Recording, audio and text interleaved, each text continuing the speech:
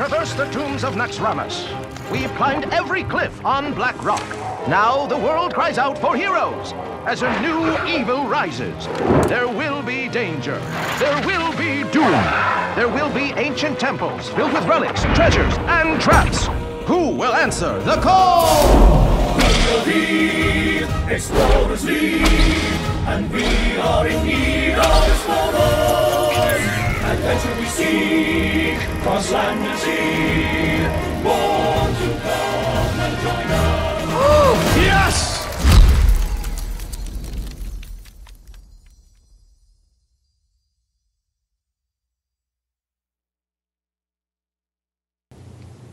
Hey guys, and welcome back to Season 2 of the StarLadder and I-League Hearthstone Championship here. I am Tannen Grace. I'm joined by Nathan. That's Admiral Zamora. Nathan, we just had a pretty good match finish up, and you really liked one of the lineups. Oh, yeah. Surrender brought certainly a very smork lineup. Secret Paladin, Mech Shaman, and then Zoo for his Warlock deck. What a fantastic performance he had as well. Dropped game 1, but then was able to pick up 3 straight. Versus Tice. Tice was running Druid, Secret Paladin, and Patron Warrior. Didn't get to see his Druid deck. Kept that one hidden away, but did see it was Secret Paladin, did see it was Patron Warrior, and had some good shots at some stuff, but wasn't able to quite come out with it. Yeah, his draws seemed to be a little bit on like the slow side. Like he had a couple turn 4s or 5s where he didn't do a ton of what he really needed. And, you know, Surrender was really able to capitalize on that. A lot of his draws were very aggressive in the first couple of games, just like you said. But we have a great matchup coming up for you guys. The next one, this is the one I was really looking forward to today. Nothing against the first one. That one was great as well. But Jab versus Dog. I've actually seen these guys play each other before. I've cast a tournament where they've played each other in that tournament, and I love the way they match up. You know, it's a very deep-thinking combo player and a very deep-thinking board-centric player. And as we said, I think there's a chance Dog plays anything can happen today, which I'm super excited about the prospect of that.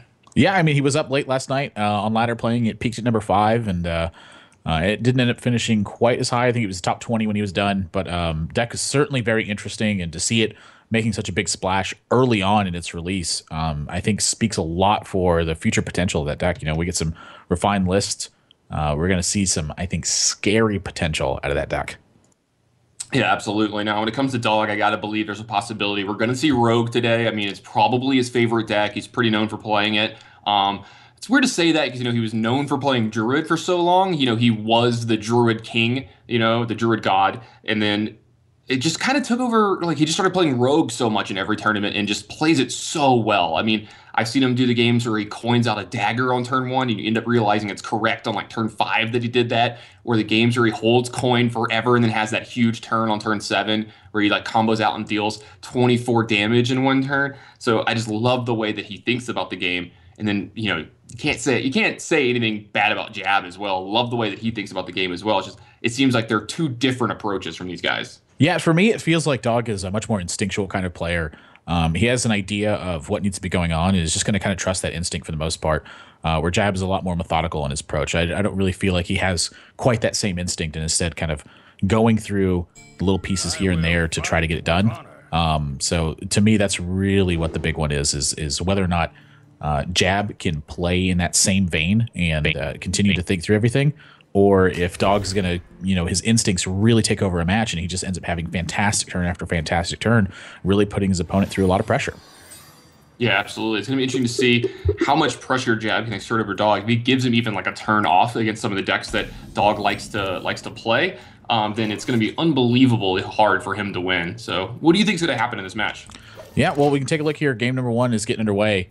Dog is, you know, looks kind of like a mid-range paladin to be true silver champion. I think a really big note of what's going on. And Jab, meanwhile, you know, never shying away from Druid. He's got turn 2 wild growth, so it's going to indicate he's playing a more traditional mid-range style of deck. And he's already got Harrison Jones in his opening hand, so this one could be quite a doozy. It's really going to pan out on how these openings are. In this matchup, I would tend to say that Dog, you know, the Paladin version it's going to kind of start out as the aggressor and really try to leverage Jab out of the match. And if that can't happen, then he kind of falls back on his ability to really go card for card in the end game and rely on major gigantic threats to really get it done. So Jab, really the player who's trying to answer it early on, but he's got some fantastic options to make it happen. Already has Shade and Extra on the board, and Harrison Jones is available on a 1/3 weapon right now. You did see that muster for battle, but oftentimes that card gets held looking for more value. Wants to ideally, I think, take out something like a True Silver Champion. Yeah, I mean, all this sounds great and good. I'm having some small video problems on my end, Nathan, so I'm gonna have to ask you to carry this right now. I'm hearing the game. It's like I'm watching Hearthstone on radio right now. So. Yeah, well, I mean, tell us your experience in the Druid versus mid-range Paladin matchup. I mean, we have two, kind of traditional styles of decks. Really, the big difference is that, Paladin has been introduced now with Keeper of Uldamon. It has kind of that.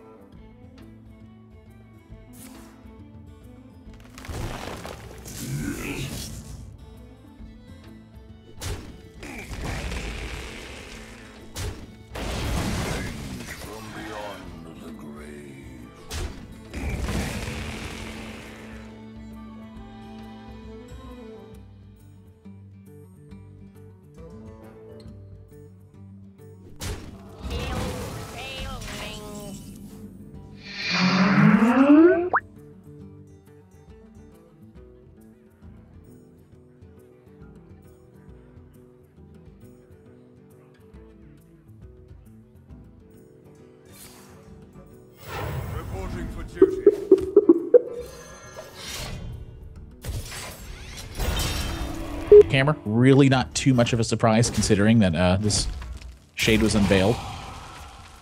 And again, just kind of playing defense. He's taking some damage, but not really that big of a deal. And this is Jab's turn to go ahead and use that Harrison Jones. He thinks that taking out a 2/2 weapon is just going to be enough for value for him at the moment. Plus, he gets that 5/4 body, and he picks up a couple of extra options in the meantime, too. So, really not too big of a deal for him.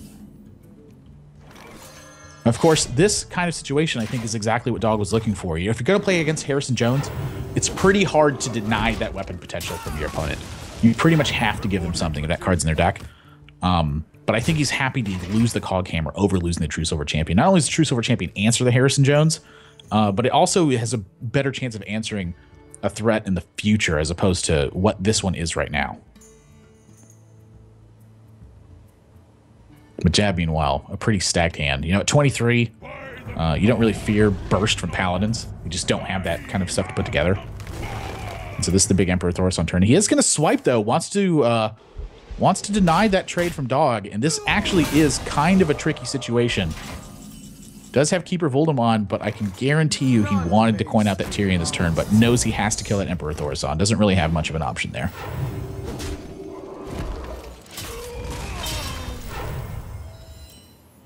We just continue to play on curve, Defender Vargas. Once again, just wants to get proactive pressure on board, wants to have a way to answer the next minion and also develop his own board. So this gives him a way to answer Azure Drake, maybe even Sludge Belcher. Very inefficient answer to Sludge Belcher, of course, but he does get Tyrion on board. So, and he picks up Eldar Peacekeeper. So now plenty of options available to him. Nathan, can you hear me? I certainly can. Welcome back, Tony. Yeah, sorry about that. Skype crashed on me and decided to try to update the middle of the game. You're like, no, anything but an update from Microsoft. Yeah. So yeah. So it looks like we missed a little stuff here, but it's Dog on the mid-range Paladin and Jab on the mid-range Druid here. Okay, so, yeah, so I wasn't even sure. So I've been here the whole time. We've seen Cog Hammer from Dog. He had to defensively answer some stuff. It was Harrison Jones from Jab to take out the Cog Hammer. Dog answered back with True Silver Champion. Jab answered back with Emperor Thorson, innervate swipe on the tokens to prevent True Silver Champion from trading into Emperor Thorson. And then Dog used Keeper of Uldamon plus the True Silver charge to take that out, and that's led to this board position. Yeah, so we've talked about a lot of new cards, and we didn't mention this one. How do you feel about Keeper of Uldamon? I mean, this card's making some pretty big splashes in Paladin, but it is actually competing with a lot of good 4-drops as well. Yeah, but the thing about it is that the card just provides an effect that Paladin really didn't have access to, that really no class kind of has access to on a 3/4 body. It can act as an offensive tool and it can act as a defensive tool. And it's very rare you get something like that. Keeper of the Grove kind of comes to mind, where you have a silence effect to deal with battle cries. To deal with death rattles. And and you also have the 2 damage to maybe keep up tempo. So Keeper of Voldemort really acts in that spot. It's almost kind of like Tankmaster, where you just lets you answer big things that you couldn't really answer before. So I'm a big fan of that card. I think it provides a lot to Paladin at the moment. One of the reasons I think it's so powerful on so many different angles. Yeah, speaking of big things, Jab gets an Ancient of Lore here, gets 2 more cards. He's still going to Innervate in his hand too this turn if he wants to be able to use that, but he's got to hurry. He's yet to see a Keeper of the Grove, though. I mean, now Tyrion becomes a pretty legitimate threat in this situation. Yeah, I mean, Tyrion is a really scary card for Druid to deal with. It doesn't have a lot of ways to answer it besides those Keeper of the Groves. And if they don't draw it, I mean, they're just kind of cold to it in a lot of ways. Yeah, I mean, the real benefit that Jab has from the situation is that Dog is pretty low in life total. So if he can manage to get to a clean board, he does have combo threat potential, but he's got to get to the clean board first. Yeah, I mean, he does have, Dog at that magic number. He is at 14. Now, Dog does have a True Silver Champion in his hand, so if there's ever a turn where he has a chance, he just has, 4 mana sitting around, he might be able to get a little bit of healing in, and that's going to go a long way for Dog. He definitely wants to get out of that 14 range. Yeah, this looks like it's going to be the turn to do it, too. It looks like maybe he's going to fall a little bit. I think hidden behind this many taunts, he feels pretty comfortable at this point. He can keep most of the board under control. A 1/5 Ancient Keeper easily be taken out. It just feels like he's got all the tools to make this happen. So when you've been able to make his Ancient of Lore 1/5, and you're going to be able to, I'm assuming, take care of this Adjudrake this turn, you feel that him having these taunt ups, he's safe enough from the rest of the game to not die to this combo potential. Plus, I mean, if he gains 2 next turn, he does go to 15. Here's the thing, he's also seen a Force Nature too, and so he thinks this is his turn to strike, pushes 10 damage on a Jab. Jab's got to answer this board position now. Yeah, and this is one of my favorite things about Dog as a player. You see him make these calculated risks, like these really aggressive plays like this. He's going to force Jab to have just so much here to deal with him. Yeah, and this is kind of what I was talking about too, where Dog feels like a very intuition player, where he's seen Force of Nature, he's seen Jab play Adjudrake and not have a swipe with it. I think he just senses that Jab is very low on ways to answer the board position and knows that this does open him up to some favorable spots for Jab, but Jab's got to have the right cards first. Just doesn't feel like he has the right cards. Yeah, I mean, and I'm not surprised to see Jab leading off a Druid. I have cast probably 20 matches of Jab in my lifetime, and he leads off of this deck, I think, something like 50 to 60% of the time. And it looks like Dog's gonna take game 1. Jab cannot find a way through this overwhelming board position that Dog had constructed. Yeah, I mean, great opening for Dog. He was able to keep pressure. Jab did kind of go toe-to-toe with it, even had Harrison Jones and a Coghammer. But at the end of the day, just the pressure that Dog had coming every single turn was just too much for Jab. Yeah, absolutely. Now, I'm interested to see what Priest deck Dog has, because it's interesting to see that in his life. Is it Dragon Priest? Is it some kind of combo Priest? I've seen Freeze Priest from him before. I'm super excited if he has something like that. I want to see something new and cool and different, but I'm not surprised to see Rogue from him. Yeah, not a surprise at all. I mean, very much known for his rogue play. Is a big combo player as well. But he's playing what looks like a very control-heavy version of Priest. This might be Reno Priest, honestly. Yeah, he's got Sinjin Shieldmaster in here. I mean, we saw what possibly is a Reno deck here. There's a lot of different cards going on so far, and this is one of the Reno decks that I haven't seen a lot of. I haven't seen a lot of Reno Priest. Yeah, I've actually played against a couple of these. If they get the right kinds of openers and can stave off pressure, they become very frightening. You think of Priest, you think, yeah, healing, right? Well, Priestess doesn't really have that many good healing cards. I mean, Flash Heal is better coupled with Arcanine Soul Priest. Light of the Naru, the purpose of that really is to get a minion and to generate some tempo more than anything else. It's, you have the hero power, but the hero power oftentimes is just to get value in your minions. It's very rare that this deck actually has a way to have a lot of burst healing, but Reno Jackson has opened that dynamic up. Priest has a ton of good cards that are situationally very good. Oftentimes you only want one copy of something. So the ability to heal right back up can really make a difference in this game. Jab, I think, pretty fortunate to have this power overwhelming here. Does get a Knife Juggler out of this Death Lord as well. Looks like we're going to spin the wheel early, see what we get here, but the aggressiveness is going to just yield a Knife Juggler and a Knife Throw in this turn. I think he's okay with that. A Knife Juggler, probably a little around average, and he gets to add a ton of pressure to the board still. Yeah, the amount of pressure being added is really the big story here. I mean, he wanted the Death Lord to kind of hold down the fort for a bit, and that has already been thwarted. He's facing down 9 damage on board, plus the extra knives from the Juggler. So if he doesn't get control of this game in the next couple of turns, you're likely to see Jab just run away with it. Yeah, and he does have a card in his hand that can help out a lot with it. Shinjin Shieldmaster plus Shadow Madness. Both cards that are great against Zoo. Shadow Madness can really work some overtime and get a 2-for-1, but he has to get through this Void Walker on the other side of the board as well, because he's got to run something into it, and he can't exactly efficiently trade with the Shadow Madness yet. So does he play this extra North Star just to get something on board? Looks like Dog's actually going to hold off on that a little bit, just probably hoping the Jab has run out of gas a little bit. But, ooh, that's a Direwolf Alpha. We could push a lot of damage this turn. Yeah, I think any extra damage that Jab picks up at this moment, he's pretty happy with. I mean, Dog is still, realistically, he's 2 turns off of AoE. And Jab knows that there's no coin around, so he knows he doesn't have to worry about something like, Light Bomb or Holy Nova for at least 2 turns. Picks up the juggle, too. That was big. Yeah, clean trade. Last thing you want is Jab to be picking up extra more cards here. And certainly Shadow Madness, I think, is on his mind at this point. It's not hard to play around, so I think it's just kind of free for him at this point. And Dog does have Shadow Madness, has Tezdingo, but gosh, I mean, do you have a good target here even? Sure, you can Shadow Madness the Void Walker, put it into the Flame Imp, but you're still facing down a lot of pressure there. I think it just has to kind of, play his biggest, beefiest thing. It's going to be the biggest road hump and hope for the best. Yeah, I think, wow, Power Overwhelming picked up here for Jab, too. His hand has so much extra damage potential in it right now. No, his hand has no damage out of hand. Only all 3 cards add damage to the board immediately. Yeah, Jab is showing you how to play Zoo here this round. This is how you do it. You get an overwhelming board early, take some favorable trades if you get them to keep that board, and then really take advantage of cards like Power Overwhelming and Abuse of Sergeant. Yeah. These are some of the best decks to have those cards in. Yeah, notice here, Jab is continuing to extend to the board as well. I mean, this is not a deck that is subtle. It does not play around AoE. Jab says, let's get going right now. Even if Dog has Holy Nova in this spot, he's still dead. So Jab just ignoring the potential of what his opponent's can have and says, can you deal with this? And Dog has no way to fend it off. Knife Juggler off that Death Lord provided quite a bit of extra damage. I think he was hoping for something a little bit weaker than that. Yeah, a little too moss for Dog there. Jab gets the victory here, ties it up at 1-1. You saw Dog kind of have a little bit of grin there at the end. What can you do? Jab's draw was just way too good. He showed you the true power of Zoo. When it draws its early drops and a good mixture of them, it's really hard to beat that deck when it draws Flame Imp. Yeah, I mean, that's just what Zoo's trying to do. It wants to abuse the fact that it's got over-budgeted minions in the early game and just kind of manhandle their opponents. Jab, really excellent at recognizing those situations. And Dog, even despite Death Lord on turn 1 and Power Overwhelming can really shut that down. We see 2 Velens chosen now, so I'm kind of questioning that initial impression that maybe this was Reno Priest. And now we've seen 2 copies of Light Bomb as well.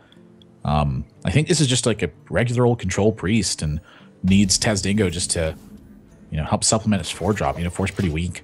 Priest is offensive. Yeah, so I've heard Dog talk about this in the past, that he likes Priest when you know what you're up against. Otherwise, he's not a big fan of the class. And he knows that Jab and Surrender were in this bracket, and we've seen Surrender's lineup be extremely aggressive. And Jab is known for almost always having Hunter, and he usually shies to the more aggressive side of things too. Is this Dog just metagaming for this group? I mean, it's definitely a possibility. I mean, Control Priest certainly isn't, I wouldn't consider it weak at this point. It's gotten a lot of tools to really make a big difference. If you get a strong early start, it's hard for your opponent to really recover that situation. And, Light Bomb always posing that threat of your opponent oftentimes having to extend the board to try to pressure Priest.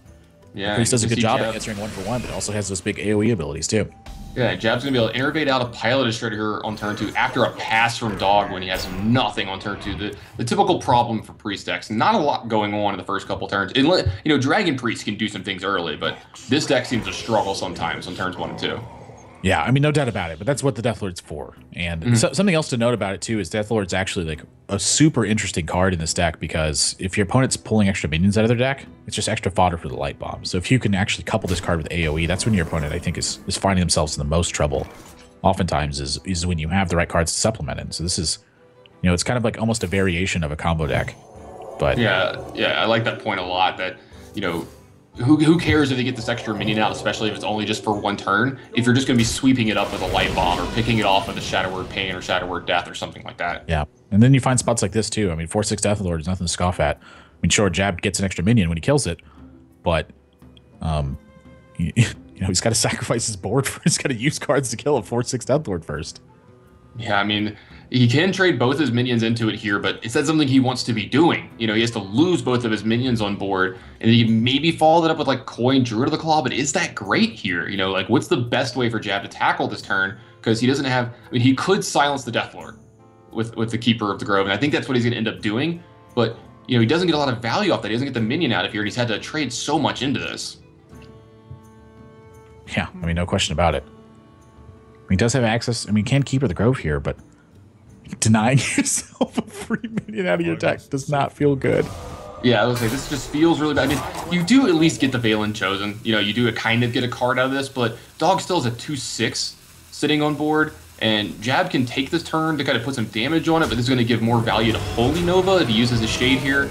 Yeah, I think this is a fine spot to actually take out the Deathlord here. I mean, it's still threatening a lot of value. Just Holy Nova in general. If he'd say he hadn't killed the Deathlord, Dog was liable to kill almost Jab's entire board.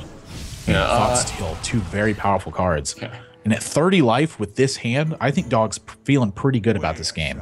Yeah, absolutely. Now, Swipe, yeah, it can be pretty useful in this matchup. Not the best thing ever, but it's very powerful, but he's got to be very happy about that Ancient Allure. Yeah, I mean, it's the thing about it, Swipe's just extra removal at this point. So look at this turn that just happened. Now Dog's added 6 power and 9 health to his board. He's contesting the Druid of the Claw and just has extra cards in his hand to kill stuff. This is exactly what this deck wants to do. Yeah, plus it's another minion that doesn't die to Light Bomb right away, and Jab showing the versatility of the card Force of Nature. He's going to have to use it to kind of clear this board here this turn. I love this play from him. Yeah, it's a very Jab-like play. Use your tools in ways that they're not necessarily intended to be used in. And Dog, drawing 2 cards off of Ancient Allure, haven't given Jab a little taste of his own medicine right here. Oh, that's an Entomb! Yes, and Entomb is not a surprise to see in this deck whatsoever. I mean, with long-term control, this being the goal, if you entomb like some very key minions and have control of the board, you have such a large amount of inevitability, and that's a frightening thing to think about. Yeah, and frightening thing to think about. Give Dog top decks of Valen's Chosen here, and he does. He could buff up this Swipe and have an amazing Swipe this turn. He can clear this entire board. Yeah, I mean that's exactly what he's thinking about too. I don't know how you pass this up. I don't think you do. This is just too good. Well, he's gonna go for Holy Nova instead. Wants to just protect his minions. Okay, this makes sense. He gets a Zombie Chow out this way too. I mean, so here's something that's really interesting to be noted here is that Dog had a fantastic swipe this turn, and instead chose to play with the resources that he has. So, getting the Zombie Chow out, he's not concerned with Jab's life total at the moment. He's only concerned with dealing with all of his cards. Once that's happened, he feels like he's got complete control of the game. So just trying to choke out all of Jab's resources, he doesn't need to make fancy plays. He doesn't need to get extra value out of his cards. He just needs to get enough. Second swipe picked up for Jab here, and it looks like that's going to be on the menu. Double swipe this turn to clean this board up, get some damage in with Druid of the Claw. Jab clawing his way back into this game, getting a fighting chance, but I don't know if this is going to be enough. Yeah, I mean, look at what's happened now. I mean, sure, Jab has done 20, has 1 minion on the board. He's got 2 cards left. And Dog's got a Sludge Belcher and 6 cards in hand. Yeah, I mean, Force of Nature, not great here. Big Game Hunter, not great here. Azure Drake, that's a pretty good one off the top. It's going to get him another card and get a big minion into play, but he's going to draw a useless Wild Growth. This is the problem that runs into Druid deck sometimes. When you can't draw extra cards and you don't have anything going on, sometimes you top deck Wild Growth on turn 8 or 9, and your deck just looks like a dud. Not only that, but he had to use both swipes last turn, so he doesn't even have access to that one. Emperor Thorson in second Ancient Allure, are you kidding me? Yeah, I'm going to go ahead and go on a limb and say this game's over. Well, it's pretty gosh darn over. 7 cards to 3. There are utility cards in Jab's hand. He gets Keeper of the Grove, but he's got no pressure. He has nothing. He has no way to effectively use these cards in his hand right now. Yeah, Jab's not the kind of guy to give up super early, and he does cycle into a Dr. Boom. That's a big one for him right here, but Doug has the answer ready to go in his hand. Yeah, I mean, when you can kind of get your own Dr. Boom from your opponent's Dr. Boom, I think you're pretty happy about that, but it looks like he has even bigger plans in mind. Wants to just buy more tempo instead. Yeah, I think he's just going to buy some more cards here, use Shadow Word Death, just make sure that he stays ahead on board and in cards. This feels like just a chokehold on this game from Dog. Yeah, I mean, even holding on to the Entomb just doesn't even have to use this turn. Instead, wants the 5/5 out. It's just Dog has played this game, I think, exactly how his deck is intended to do it. Yeah, and then Jab draws Darnassus here at the end of the game, too. Just drawing all of his mana ramp here on turns 8, 9, and 10. The turns you don't want to draw them. Yeah, I'm going to try to play to his out, which is Savage Roar, of course, with a little bit of extra pressure out, but I think Dog's going to be able to take care of all this. Yeah, I mean, he's going to play around that as much as possible if he can this turn as well. I fully feel he's going to clean up this entire board, heal up just a little bit, and make sure that he doesn't die. Because when you're this far ahead in a game, I think the best way to play it is, how do I lose from here? Yeah, I mean, at this point, Jab's just out of cards. Dog has all the options, Jab has no options. And that's exactly what he wanted to do. Wouldn't be surprised if we saw a concession here this turn. Yeah, and Jab's going to feel the same way. So Dog's going to take a 2-1 lead here in this match, but it feels like it's just been a 2-0. I mean, Jab won his game in what was 30 seconds or so far. There's been some blowouts back and forth this time, and now Dog is down to his last deck, and it's going to be the deck that I said that he's had a lot of experience with, and he's really known for playing lately, and that's Rogue. Yeah, and no question about it either. You know, he's been playing it for almost 2 years now. I mean, we saw it last game how quickly he played with this Priest build. I mean, he has so many options and is playing so quickly anyway. He's just relying on his intuition. And, I mean, it's just how fantastic of a player to have that many options, to play as quickly as he did, and to have played as effectively and efficiently as he did as well. I mean, this is... Jab's certainly got to be nervous about this game a little bit. Does have a pretty good opening hand. Yeah, now... The funny thing is a pretty good opening hand, too. Oh, absolutely. The funniest thing for me about this matchup is, depending on what side you ask, they think they're the favorite. Like, the Rogue always thinks they're the favorite, the Druid always thinks they're the favorite, and I think it just comes down to, like, how much experience you have with your decks. Absolutely not. I think the Rogue's the favorite in this matchup, Tannen. I love to play Rogue, and it's definitely the favorite. Yeah, well, I mean, you're falling into that little thing that all the Rogue players do. They're like, I'm just a favorite in every matchup. Well, I know that you like to play Druid a lot. Yeah, I do. Yeah, I think. What do you think about this matchup? I think it's fair. I think it's 50-50. It depends on what build you have. If you have Ancient of War in your deck and they don't have sap, they can't win. But if they do draw sap at the right time, you're just dead. Like, you know. Yep. So talking about right cards at the right time. Yeah, it matters what your opener is, and like this opener is way too strong for Dog. I mean, Jab, I don't know if he can come back from this kind of opener. He gets both his shades swept up in a Blade Flurry here. Dog's opening hand wasn't amazing to deal with the kind of hand that Jab had, but that Blade Flurry helped out a lot because, you know, Backstab can be underwhelming in this matchup sometimes. It certainly can. You know, something else I want to mention too is if Jab's got the kind of hand that can take on this build, it's exactly like this one. Just minion pressure, minion pressure, minion pressure, and he picks up the Harrison Jones even too. This could spell him in trouble. 2-3 comes out of the shredder here. Not going to be able to pick off. Dog doesn't have the super clean turn that he was looking for here. He just gets to wipe Jab's board. Yeah, could definitely use a little bit extra action here. Jab going to take that time to just continue to play minions. I mean, you start chip away enough and good things happen. Yeah, I mean, Jab's by no means out of this game. You know, a well-timed Harrison Jones can go a long way in this game. But Dog is firing on a pretty high, a lot of cylinders right now. He's going to be able to take care of Jab's entire board here. He's going to use Backstab to take care of the Alex Straw's champion, I believe is what it's called there, and then get in some damage here. It's a card I haven't seen very much. You got a lot of press, like week 1 and 2 of it coming out, but it kind of just fell off. Not something Warrior actually wants to do very much in the game. Yeah. Pretty much reserved for the Dragon build. So now that's the full combo from Jab now. So if he can keep control of this board, he's definitely going to be able to take it. Second sap is not what Dog wanted to see either. I mean, Sprint would be a fantastic draw here. Violet Teacher would be okay. But he needs some gas. Well, that'll also do it. Piloted Shredder is some gas. Yeah, he'll take it. I mean, it's not exactly what he wanted here, but any minion you need to get on the board is what he wants because that's what Rogue is trying to do. They're trying to stick one minion to the board for a turn or two and then have these giant turns of Tinker, Sharpstart, Oil and really get you from there. But as you said, Jab's fighting his way back into this game and he's found a way to possibly win from here. Yeah, I mean, the thing that Dog really has going for him right now is that he's got a couple of very powerful draws in his deck that can really close this out. And Jab's pretty much, his hand is kind of forced at this point. You know, he's looking at taunt minions and basically taunt minions only. Dog happens to have 2 saps in his hand. If he draws Tinker, Sharpstone, Oil, you're looking at a lot of trouble for Jab at that point. Yeah, like let's just say Jab goes Sludge Belcher, Hero Power your face here. And Dog just has the sap, which it looks like that's how this turn's going to go. I mean, this is starting to get out of hand for Jab here. There's going to be so much tempo gained on Dog's side, especially if he picks up another aggressive card here. Yeah, the draw right here is really what matters the most. Preparation is completely dead at the moment, too. So yeah, the worst draw in his deck, probably. Yeah, does have 2 saps, though. Not the end of the world just yet. There's a little bit of extra time, but next turn is... I mean, next turn's do or die for him at this point.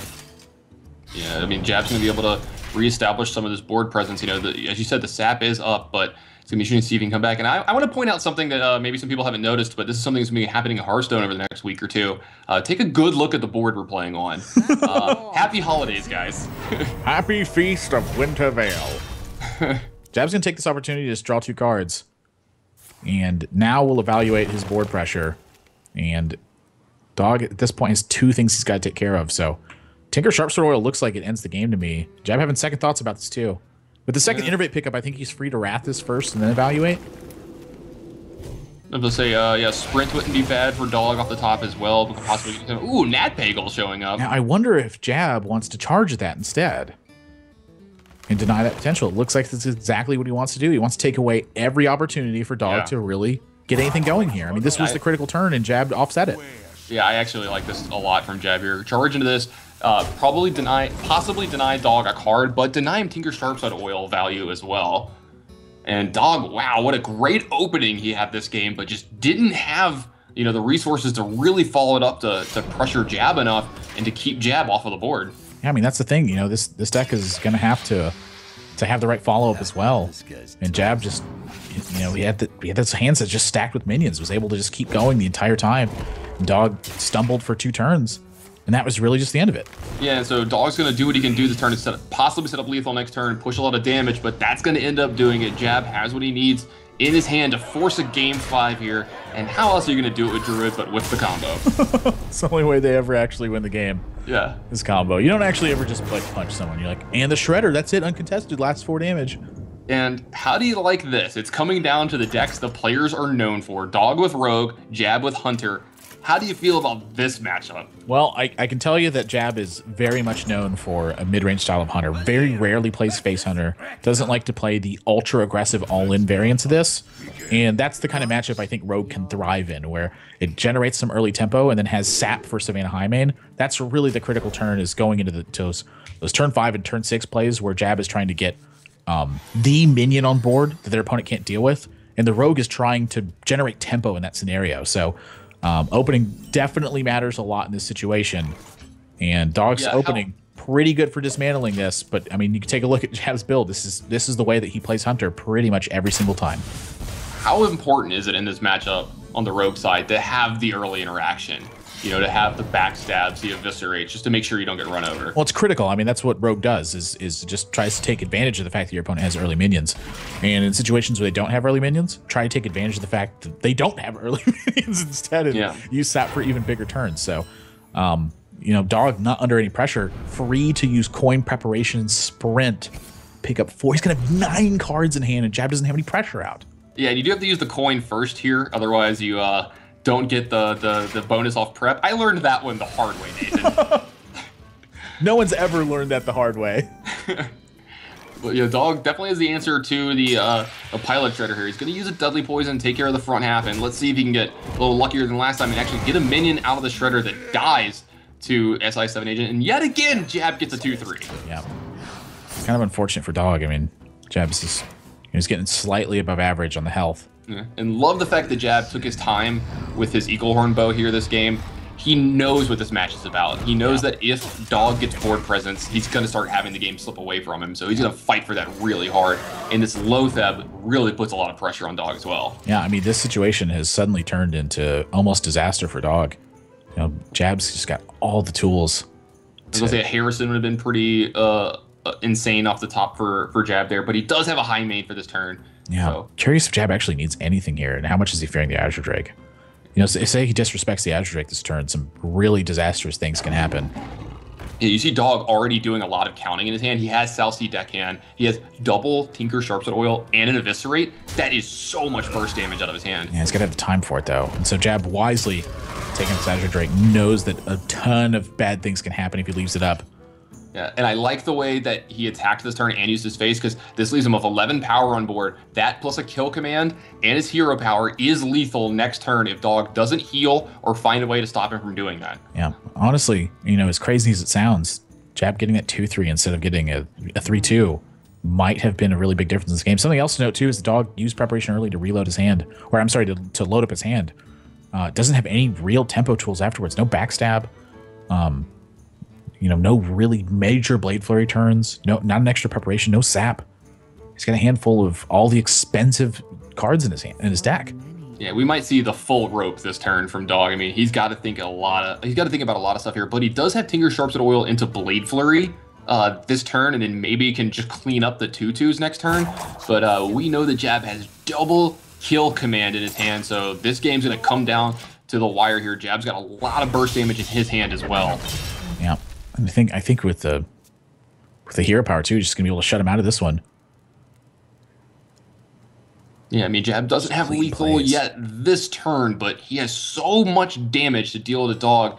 The question is, can Dog deal 15 out of his hand next turn? Or can he even stay alive? I mean, like maybe he draws Antique Healbot, he can stay in it, but...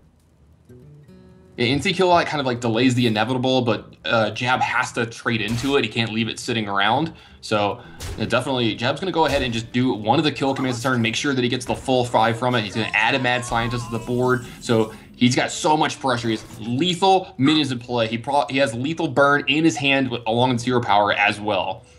Yeah, I wonder if that's just too little too late. You need that backstab a little bit earlier just to try to keep the board under control.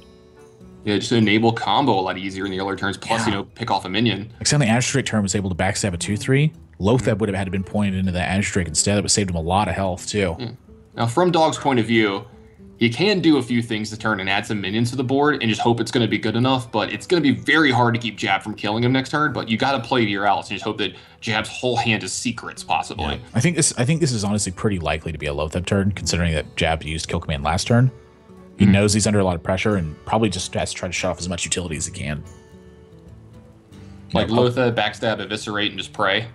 Yeah, I just hope you get that one extra draw. Maybe it's Antique Healbot and he buys you just enough time. Yeah. And as I said, this is going to be the full rope turns here for Dog. I mean, he has so many resources in his hand, but he has to find a way to even make them relevant in this game because he's so far behind and Jab's giving him so much pressure. And it looks like this is going to be a Violet Teacher into a backstab into SI7 agent to make the biggest board possible for himself here. If Jab has unleashed the hounds, he was dead to it. He's dead to it anyway. Kill command's going to do it. He kills both beasts, but there is a Haunted Creeper in Jab's hand, and Jab is going to take this match. Yeah, I'm just going to try to roll the Huffer for it, though. Yeah, try to look for a little bit of kind of getting Dog a little bit, maybe. Get him off his game. Yeah, a little bit there. Doesn't need the animal companion, and just in very Jab-like fashion, takes it 3 games to 2, playing these heavy mid-range decks, just high pressure, high profile threats. Turns 4 through 6. That's really what Jab's playstyle is about. I mean, that's where he feels the most comfortable. I think he's got a good read on his opponents at this point too. Knows that they're very unlikely, I think, to play these recklessly aggressive decks at this point. So I think in this matchup, even while I might have considered his decks to be a little bit unfavored in the lineup, it's just they always have the chance to just have big minions at every step of the way, and your opponent just doesn't have the answers. Yeah, we've got some really cool lineups here today. We got almost everything represented. You have Dog with like his combo decks and just pretty controlling priest deck, and we have Jab with 2 mid-range decks and a very aggressive zoo deck, and then we have Surrender, who we're going to be seeing again soon. He's got a very, very aggressive lineup. I know Nathan's a big fan of it. And Tice's lineup is kind of mid-rangey and control as well. And it looks like I'm pretty sure our next match is going to be Tice versus Dog. It's going to be the losers match to see who can get back in this. So it's going to be interesting to see how those 2 lineups go against each other. Yeah, it's going to be the next match is going to be Surrender versus Jab. I apologize. Yeah, we're going to see that one first. 2 winners of those matches going up head to head. You mentioned classes. Mage is the only thing that's not represented out of these 4 players. I mean, it's very rare that you see 8 classes represented among 4 players. It's really giving you a glimpse in how high-level players are thinking about the metagame right now. There's a lot of open opinions out there. The decks are not completely refined just yet. There's new pools of cards being introduced. I mean, even tomorrow we're getting more stuff. I mean, what's going on with the meta? Yeah, I mean, we have no idea what's going on. We've seen what they think of it right now, but it feels to me like even though there's a lot of different classes represented, that everyone's playing fairly safe today. Yeah, I think everyone is actually playing fairly safe, and that's why you're not seeing Mage, just like you said. I thought if anyone was going to bring it today, there's a good chance Jab would bring it. Possibly Dog. He's been known for playing Tempo Mage. Jab is kind of known for playing Casino Mage, as people like to call it, even in high-pressure situations. Played it a lot in the BlizzCon run, and I think you hit it right on the head. It's just a little inconsistent, and these players, since everyone in this tournament is so good, is such a powerful player and such a good player that they didn't want to lose to their own deck here today. I think now is probably not the time to take risks. I mean, with the money at stake and such a small pool of players, you don't have to get too fancy. You just have to be playing efficient Hearthstone, and I think that's what today's about. Yeah, just do what you're good at and beat your opponent up. So we're going to see if Jab or Surrender can just beat the other guy up when we come back. We're going to take a short break, and as I said, we're going to have Jab and Surrender in the winners match. We're going to see who can just move on to 2-0 out of this group when we come back, guys.